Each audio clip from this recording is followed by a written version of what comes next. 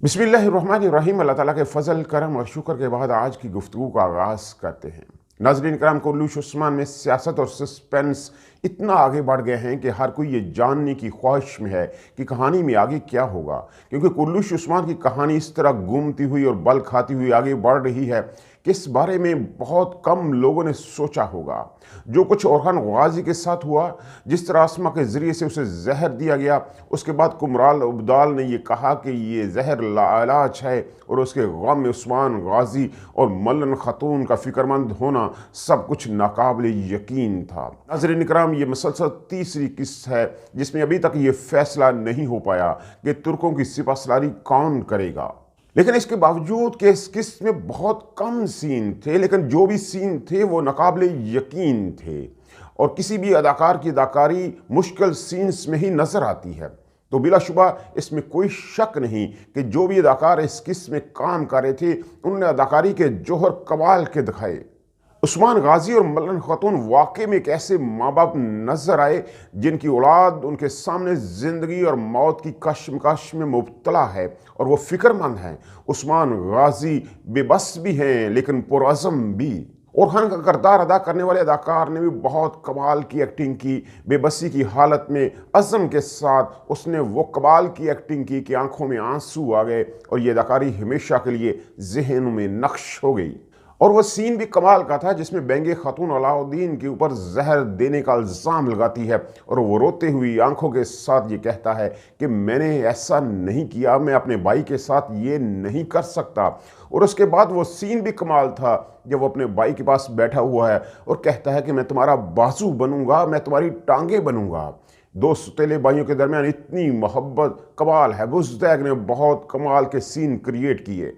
और इसके बाद उस्मान गाजी का वो जुमला किस्त की जान है जिसमें वो कहते हैं, और खान अगर तुम खड़े हो जाओगे तो वतन भी खड़ा हो जाएगा। ओरहान गाजी को इतनी तकलीफ में दिखाए जाने का मकसद ये है कि हमें दिखाया जाए कि एक सल्तनत को बनाने के लिए कितनी कुर्बानियाँ देनी पड़ती हैं, बचपन से ही इन्हें कितनी तकालीफ में से गुजरना पड़ता है, फिर जाकर एक सल्तनत की बुनियाद रखी जाती है और एक सुल्तान बनता है। उस्मान गाजी इस किस्त में ओरहान गाजी के लिए बहुत फिक्रमंद नजर आए क्योंकि वो ओरहान गाजी के अलावा किसी को वलीअहद बनाने का सोच भी नहीं सकते। और ओरहान गाजी भी एक बहादुर सिपाही है जिसने अपनी अक्लमंदी और जहानत से साबित कर दिया कि वो मुस्तकबिल का सुल्तान है।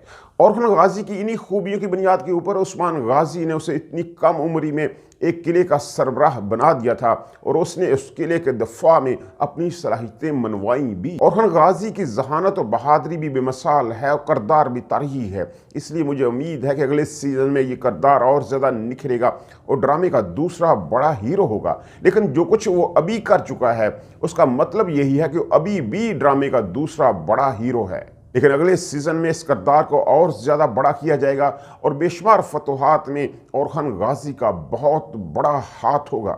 यानी आप लोग समझ लें कि बुज़दैग आपके सामने एक ऐसे शख्स की तरबियत दिखा रहे हैं जिसने मुस्तकबिल में सल्तनत की बुनियाद रखनी है और सुल्तान बनना है। और नाज़रीन इकराम, शेख अदाबाली और उस्मान की मुलाकात का अगर जिक्र हम ना करें तो कहानी नामुकम्मल रह जाती है। सल्तनत उस्मानिया की बुनियादों में इन सूफी बुजुर्गों का बहुत बड़ा किरदार रहा है, इसमें कोई शक नहीं रहा। जहाँ तक इस किस्त में एक्शंस की बात है वो बहुत थोड़े और महदूद तादाद में थे, लेकिन ये काम तुर्गत बे और बाला खातून ने संभाल कर रखा। बाला खातून ने कमाल अक्लमंदी से फ्रेंग को गिरफ्तार किया। जब फ्रेंग ने उसके ऊपर जाल बिछाया हुआ था तब बाला खातून ने जाल के ऊपर जाल बिछाया हुआ था और फ्रेंग को गिरफ्तार किया। दूसरी तरफ तुर्गत बे ने बहुत कमाल मनसूबाबंदी से आहूजी को गिरफ्तार किया, लेकिन ऐन वक्त पर जलाली ने तीर मारकर आहूजी को जख्मी कर दिया। अब देखना यह है कि आहूजी जिंदा बचता है या नहीं, क्योंकि वालदा सुल्ताना के खिलाफ आहूजी एक बहुत बड़ा गवाह बन सकते हैं, इसलिए उनका बचना बहुत ज़रूरी है। जैरोकुताई की एनागोल के अंदर मौजूदगी भी कमाल थी। उसने कमाल मनसूबाबंदी से ओलोफ की सारी मनसूबाबंदी को तहस नहस करके रख दिया, उसका पूरा मनसूबा तबाह कर दिया और वो गुस्से में पागल हो गया और इसी पागलपन में वो तुर्गत के हाथों मरता मरता बचा।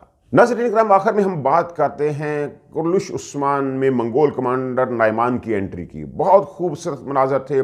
बहुत सारी मंगोल कमांडर्स की एंट्री आप पहले देख चुके होंगे, लेकिन ये एंट्री भी कमाल की थी।